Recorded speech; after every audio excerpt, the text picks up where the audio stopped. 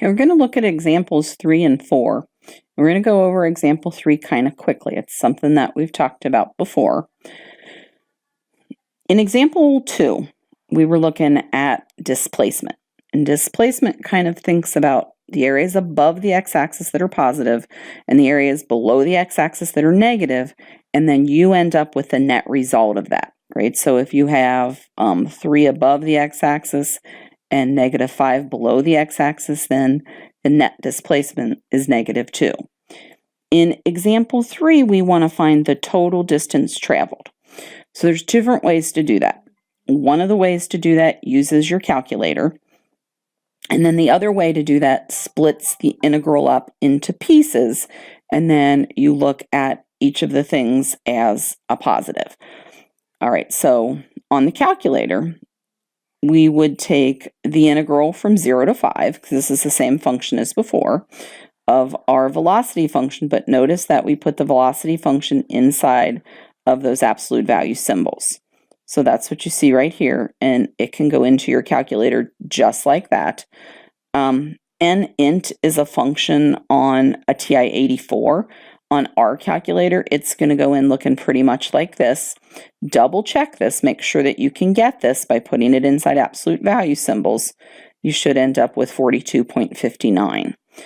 If you're asked to do something like this on a portion of a test or a quiz without your calculator, then you have to split it up into 2 parts. So we know from our picture that the part of the velocity function from 0 to 1.25 is below the x-axis. So if we find that integral and then we take the negative of it, that's another way of saying take the absolute value of it. So we split the velocity graph up, the integral up into 2 parts, the part from 0 to 1.25, which is going to be negative, so we unnegative it, make it positive, and we add that to the integral from 1.25 to 5, which is going to be positive, right? So you can see that right here, we're taking the integral from 1.25 minus s of 0, and then here's the second part, and that should also give us 42.59. In example 4, what we want to look at is using acceleration, accumulating acceleration to figure out velocity. This is a question like the one that was on weekly homework. An awful lot of people on weekly homework said that the car traveled something like 245.6 miles in 7 seconds.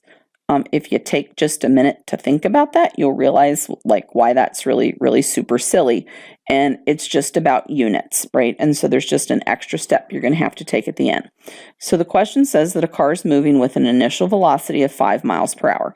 So think about you driving. You're driving 5 miles an hour, and you accelerate at a rate of 2.4 miles per hour every second for 8 seconds. So in the first second, you add 2.4 to the 5, and then in the next second, you add another 2.4 and then 2.4.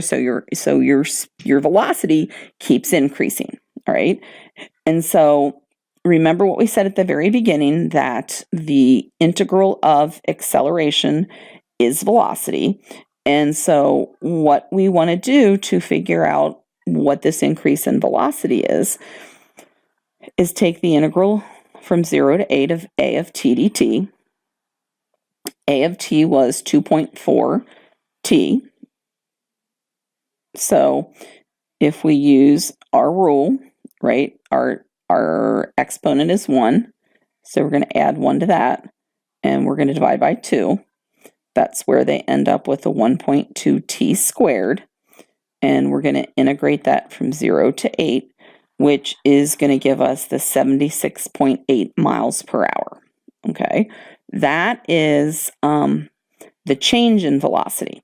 But the question asked us how fast the car is going when the 8 seconds are up. So since the initial velocity was 5 miles per hour, we're going to add the 5 to the 76.8, which is how they come up with the 81.8 miles per hour. Okay, as long as that t right there, we could use if we want to just model this for any length of time, right? The second question asks us, the second part of the question says, how far did the car travel during those 8 seconds, right? So if we take